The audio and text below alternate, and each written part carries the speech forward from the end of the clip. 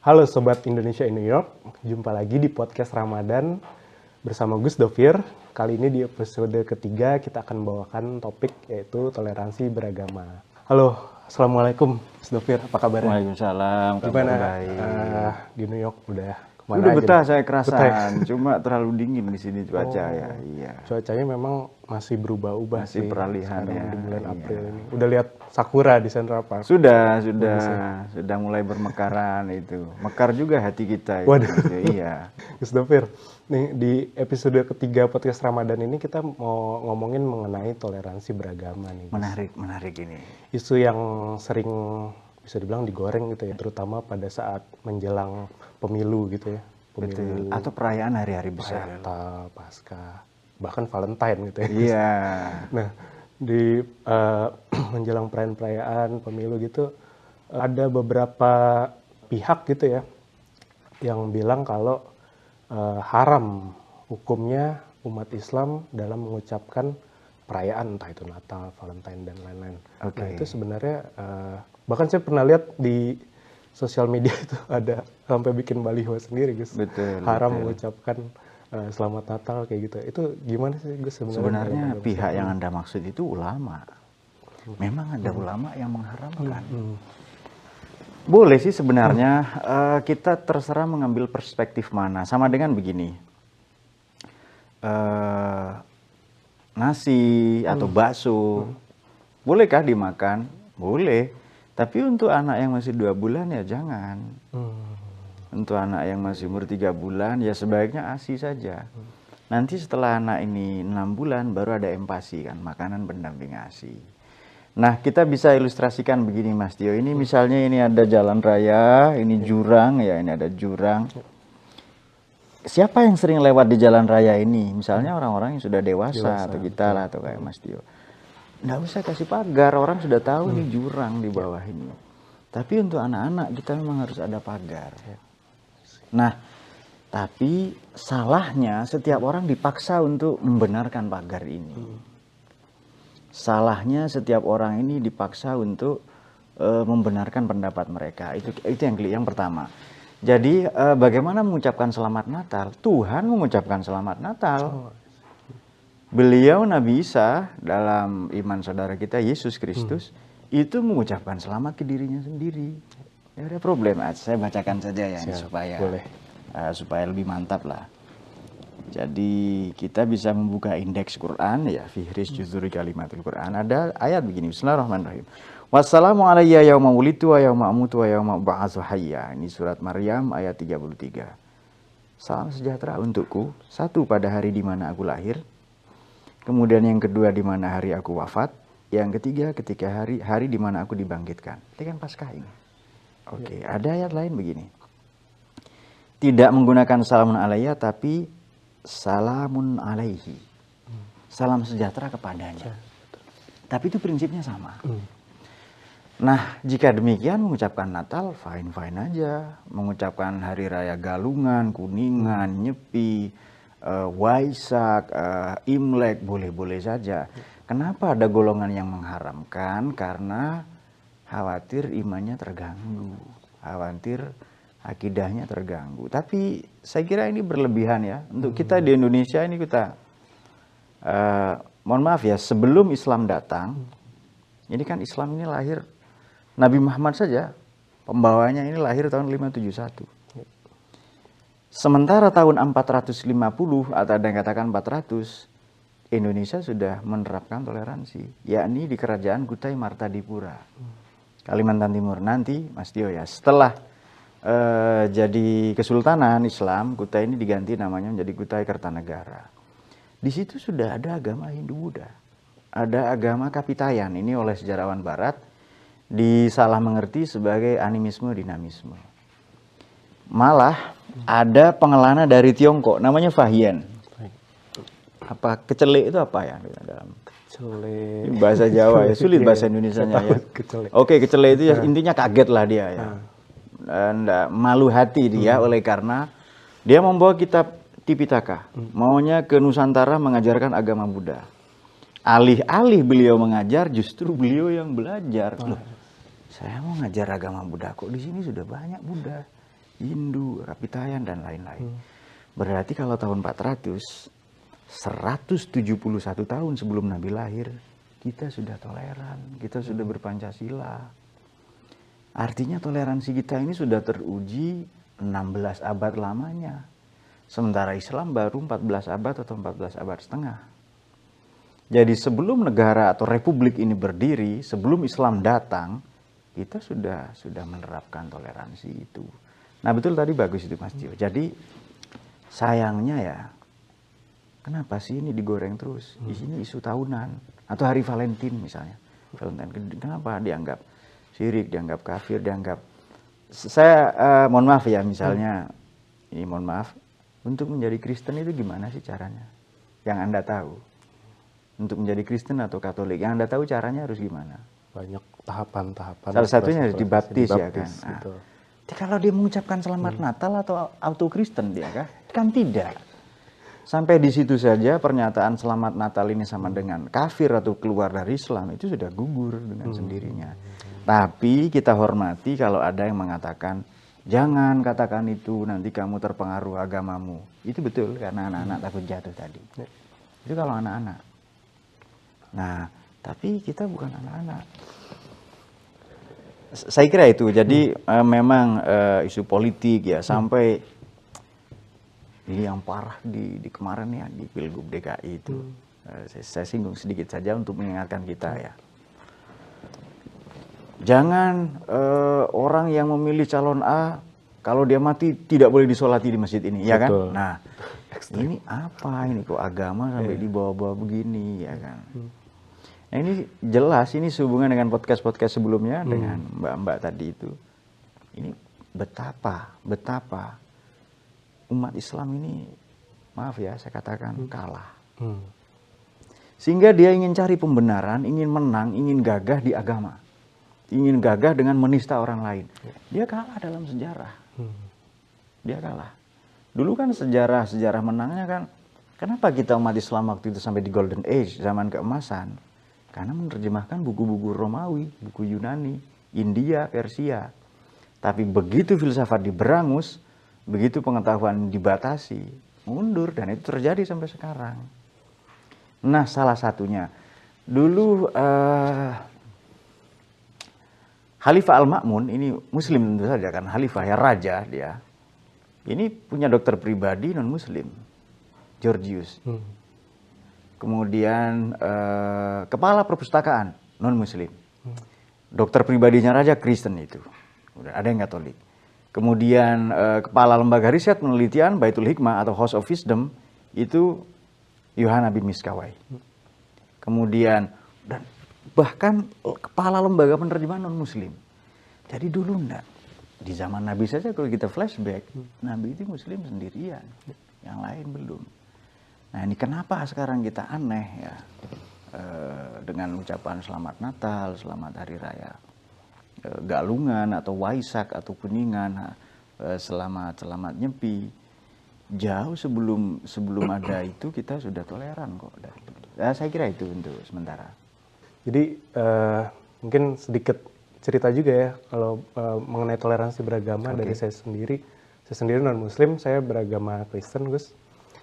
Tapi keluarga ibu saya banyak beragama Muslim. Jadi memang kalau masalah toleransi sendiri tuh dari kecil saya udah diajarkan kayak pada saat hari raya Natal saya ke keluarga ayah saya Natalan, pada saat Lebaran gitu saya juga mendatangi keluarga ibu saya, nyekar segala macam. Jadi itu sebenarnya udah biasa. Tapi ya itu yang benar tadi Gus mungkin sampaikan juga back in 2017 ya Gus ya. Iya, pertama betul. tuh pas Pilkada DKI itu ya. Itu dari 2016-nya. Iya. 16-nya. Saya kaget juga kenapa. Ini bukan yang saya biasa 411, 212 itu. Tiba-tiba demo-demo itu. Ada kayak gitu-gitu. Dari 2016 itu. 2016 iya. gitu.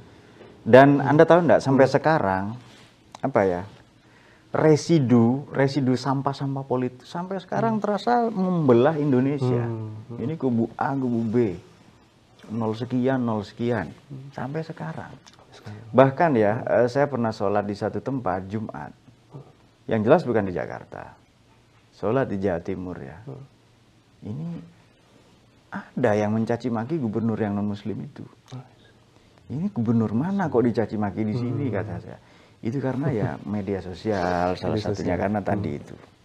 Dan politik Indonesia ini politik sara ya, politisasi agama ini kelihatannya ini Mas Dio, masih akan terjadi di pemilu yang akan datang di 2024 ini. Nah ini kalau kita tidak siapkan, kalau kita tidak siapkan diri, misalnya ya mengedukasi masyarakat, salah satunya dengan podcast seperti ini, nanti disebar di banyak kalangan, ya tetap akan terus terjadi ya. Sebenarnya memilih misalnya ya, saya muslim, saya sakit misalnya penyakit A lah ya, saya ingin berobat ke dokter, Anda adalah dokter saya, tapi saya tanya, Pak dokter apa agamanya? Begitu saya tahu Anda Konghucu, saya pergi. Ini kan aneh. Jadi memilih dokter berdasarkan agama, memilih kepala daerah berdasarkan, padahal yang kita mau dari yang bersangkutan kinerjanya, bagaimana tata kota, tata kelolanya, transparansi, good governance, kemudian ada akuntabilitasnya, seharusnya kan itu, bukan agamanya. Nah tapi ya kemarin olahraga bawa isu-isu agama, bukan hanya politik. Dan ini menarik diketahui nih Mas Tio ya. Presiden Brasil terpilih kemarin beberapa tahun silam ya, kelihatannya sebelum pandemi itu, 2018 atau 19, Jair Bolsonaro pakai isu agama. Di Amerika ini sendiri pun Trump itu pakai isu agama. Di Jerman Lutz Bachmann, di Prancis Le Pen, di Belanda Geert Wilders, di Indonesia sama pakai isu agama. Saya tidak mau sebut orangnya itu. Betul. Itu artinya bukan hanya di negara-negara berkembang seperti negara kita, tapi di negara maju ada hal seperti itu. Dan ini yang dimainkan itu bukan rasio, bukan akal sehat. Yang dimainkan itu sentimen. Nah itu dia. Jadi kalau dicari, ini kan tidak rasional, mereka tidak mau pakai itu. Nah lagi-lagi ini nyambung ke podcast sebelumnya. Sekali lagi ya, yang gampang termakan hoax, terpapar disinformasi berita itu karena SDM rendah. Kalau dia, coba misalnya begini, saya punya kesibukan, apa mau saya ikut demo? Saya ngajar, saya dimarahi kampus itu. Saya ditunggu mahasiswa saya, ngapain saya ikut demo ya kan? Atau saya punya kegiatan yang lain lah ya. Jadi saya tidak ada waktu untuk hal-hal. Nah, lazim saya pernah berkunjung ke beberapa negara, demo itu di hari libur. Ya ada sih ya. Kenapa mereka demo di hari kerja? Karena mereka tidak ada kerjaan lain selain demo. Itu dia. Nah ini menarik ya podcast ini. Saya kira nanti perlu karena isu agama, isu agama, sara, suku, etnik akan terus digoreng. Dan ini isu basi sebenarnya, atau Valentine. Apa sih yang aneh dari Valentine ini ya? Misalnya ada ulang tahun tiup lilin Pak, ya kalau Anda mau tiup kompor silahkan ya, atau tiup apalah itu. Kenapa hal receh ini diperdebatkan? Ini yang menarik Valentine. Di Islam ini ada loh Valentine itu, Mas Tio. Ada. Jadi hari kasih sayang. 3 bulan sebelum Nabi meninggal itu ada namanya Fathu Makkah, pembukaan atau penaklukan kota Mekah. Jadi ada 360 berhala itu dihancurkan. Nabi memberikan pengampunan massal kira-kira ke 100.000 orang. Jadi beliau ada pidato yang sangat fenomenal 3 bulan menjelang meninggal ya, di Haji Wada. Ini aja haji terakhir itu farewell speech, ini pidato beliau terakhir ini. Beliau katakan begini, al-yaum laisa yaumul malhamah walakinnal yaum yaumul marhamah wa antum tulaqa. Ini bukan hari pembantaian, tapi ini hari marhamah, hari kasih sayang. Antum tulaqa, monggo silakan kalian bebas, mau Islam mau tidak Islam, mau paganisme, silakan. Jadi Nabi, silakan yang ada di dalam masjid tidak diperangi. Kemudian yang masuk ke rumah-rumah menutup jendela, aman mereka. Ini sudah tidak ada, bahkan ada beberapa sahabat mematahkan pedang. Ada sahabat yang masih mengasah-ngasah pedang. Weh, ngapain? Ya, ada perang lagi. Enggak ada perang. Jadi pulang ke istrimu masing-masing. Nah, itu dia, diganti pulang ke istri. Ini sorry kalau masih jomblo ya. Oke ya. Sorry ya, sudah pulang ke rumah ibu saja untuk sementara ya. Nah, berarti ini hari kasih sayang ada di Islam. Di semua agama ada. Kenapa hanya mengucapkan ini? Nah, ini sekarang kita ini kok fobia salib, fobia patung, ya kan, fobia gambar-gambar itu. Nah, kita sudah sampai di fase itu cara beragama kita. Makanya ya kita tidak boleh berhenti ya, yang di media sosial, yang pegiat media sosial ya, kita harus aktif terus di sana. Kemudian ini begini lagi. Apa sih perekat dari segala perbedaan? Di dalam agama sendiri kan ada perbedaan. Ada kongregasi, ada sekte-sekte, aliran-aliran. Ada banyak lah ya. Apa sih penyebabnya perbedaan ini? Kemudian adakah dari itu persamaan-persamaan? Nah, atau adakah yang mungkin merekat dari perbedaan itu? Apa yang menjadi semen perekatnya, yang menjadi lem perekatnya? Ini setelah saya pelajari, hanya satu, kasih sayang. Kita bisa ketemu dengan yang berbeda agama, suku, bangsa, bahasa, etnik, yang beda mazhab, aliran, kasih sayang. Ada pendapat menarik dari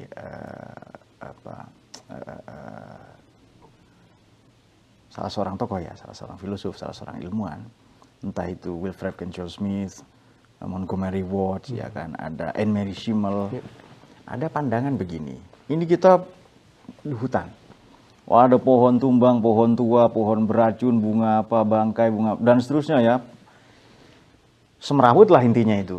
Tapi coba kita naik 10 meter, 20, 30, 50, 100 meter, 200 meter, atau view from above. Kita melihat dari ketinggian.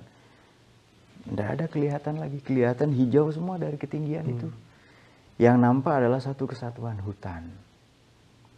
Nah, itu saya kira kita perlu melihat jeda ya, jarak ya. Kalau mau tahu Indonesia, mau tahu apa, kita butuh jarak. Saya kira Ramadan juga jarak kan. Jeda, spasi dari bulan-bulan di luar Ramadan. Ini misalnya ada tulisan apa, ini bisa dibaca karena ada jeda, ada spasi. Saya kira saya bersyukur ya, saya sekolah di sekolah Katolik ya. Saya belajar menjadi minoritas ya, belajar di luar negeri. Ini di tempat-tempat seperti itu saya mendapati dua hal. Iya ya, di negara-negara maju agama tidak jadi persoalan. Kemudian orang dihormati bukan karena agamanya di sini, tapi karena pencapaiannya, prestasinya. Nah, di tempat-tempat yang jauh dari Indonesia itu kita bisa memberi penghargaan kepada keindonesiaan kita. Iya ya, apa yang kurang ini dan seterusnya. Nah, dengan hidup sebagai minoritas di komunitas Katolik ya, saya merasa mereka tidak mengancam saya. Mereka sangat respect, menghormati saya. Dosen-dosen ketika memberi saya kuliah itu kalau waktunya sholat saya dipersilahkan. Tidak ada saya merasa diintimidasi, diancam, tidak ada. Berarti sebenarnya persoalan ini hanya dilakukan segelintir orang, lalu diviralkan, atau karena mereka membawa kekuatan massa. Namanya di politik itu gerakan populisme kanan. Populus bahasa Latin, atau bahasa Yunani, people bahasa Inggris. Itu bawa demo lah, berjilid-jilid itu. Wih, itu kan bergelombang banyak sekali. Tujuannya apa? Receh banget. Impeachment, pemakzulan. Ternyata yang dibela itu tokohnya tersandung video asusila misalnya, atau chat mesum atau apa. Ini kan receh banget hal-hal begini ini. Nah, ini sekali lagi bukti bahwa oh iya ya, mereka membawa kekuatan massa, tujuannya untuk begini-begini. Kita akan segera tahu di situ ya. Sudah, misalnya saya non Muslim, misalnya ketika demo-demo rame di Monas itu, sholat di jalanan, tidur di masjid, itu tidak ketemu di akal kita sudah itu. Kok sholat di jalan ya? Mengotori jalan, mengancam orang-orang begini. Dia orang kan mau kerja macet, nggak ada orang kerja, mau buka toko nggak bisa. Sampai di situ saja dia sudah mengganggu ketentraman, ketertiban. dia sholat di jalan, tidurnya di masjid. Ini kan aneh banget ini. Oh, maka ini sholatnya bukan sholat agama, sholat politik ini. Nah, itu dia. Nah, hal-hal seperti ini saya kira penting diwaspadai karena akan terjadi lagi di 2024. Mungkin itu sementara, Mas Dio. Di era saat ini dengan kemajuan sosial media, kita seharusnya lebih bijak dalam menerima informasi, terutama dalam kaitan ini konteks dalam mempelajari agama gitu ya. Jangan hanya mengambil sebagian kecil aja dari yang dibagikan. Jadi belajar tuh harus lebih dalam dan tahu sumber yang terpercaya gitu ya. Betul, Kayak, betul. Jangan asal caplok aja gitu. Betul, betul. Jadi sama ini bismillah kita tingkatkan SDM kita supaya tidak gampang terpengaruh itu. Betul. Supaya kalau SDM meningkat, otomatis ya berkurang lah kejahatan-kejahatan itu beragama juga.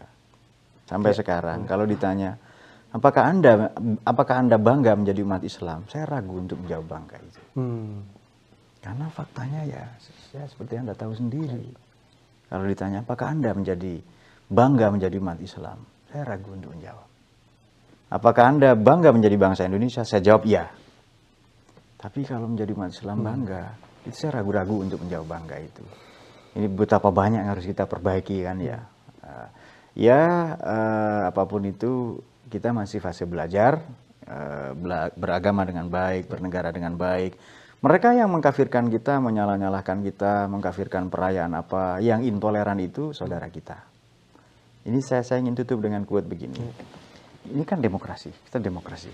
Demokrasi ini wajib, bukan hanya boleh, tapi harus. Dia wajib toleran kepada semua perbedaan. Tapi demokrasi wajib intoleran kepada intoleransi itu sendiri. Kita tidak boleh mentolerir tindakan-tindakan intoleran. Jadi demokrasi ini toleran kepada apapun siapapun, tapi wajib intoleran kepada intoleransi itu sendiri. Saya kira itu final statement dari saya. Luar biasa. Baik. Semoga bisa memberikan pemahaman lebih baik lagi bagi Sobat Indonesia in New York. Terima kasih banyak. Sama-sama. Sama. Saya matur nuwun ini sudah diperkenankan di sini. Terima kasih juga untuk Sobat Indonesia in New York sudah menyaksikan dan sampai ketemu lagi di episode podcast Ramadan bersama Gus Dovir berikutnya.